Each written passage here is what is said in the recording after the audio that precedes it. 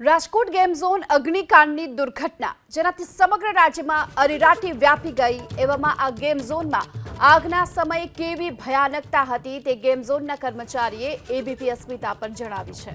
જામનગરના મનીષ ખેમસુરિયાએ અગ્નિકાંડની આ સમગ્ર ભયાનકતા વર્ણવી। તેમનું કહેવું છે કે વેલ્ડિંગ કામ થઈ રહ્યું હતું અને આ દરમિયાન આગ લાગી। સૌથી પહેલા તેમને જ ખબર પડી હતી કે અહીં આગ લાગી। જો કે બાદમાં ટીઆરપી ગેમ ઝોનના ઓનરને તેણે જાણ કરી તો તેમણે એ પણ કહ્યું કે લોકોને અહીંથી બહાર કાઢો, પરંતુ થોડા જ સમયમાં આગ એટલી ભયંકર થઈ ચૂકી કે નીચે ઉતરવા માટેનો કોઈ રસ્તો જ ન રહ્યો।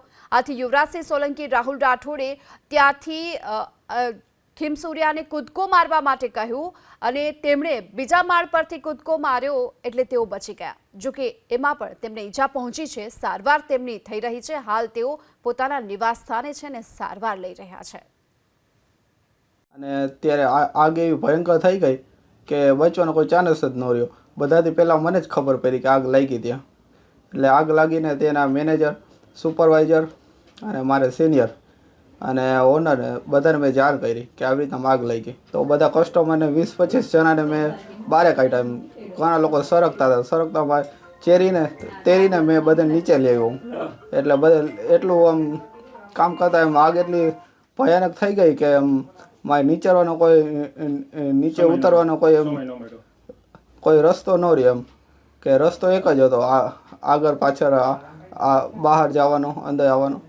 એના કારણે આગ એટલી ભયાનક થઈ ગઈ, બધું સળગી ગયું।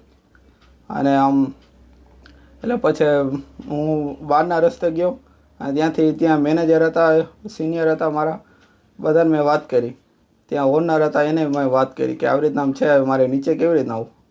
એટલે ત્યાંના યુવરાજસિંહ સોલંકી અને એ ત્યાંના ઓનર છે એ અને રાહુલભાઈ રાઠોડ, એમને મેં વાત કરી, ત્યાંના ઓનર છે, કે હવે મારે નીચે કેવી રીતના આવું।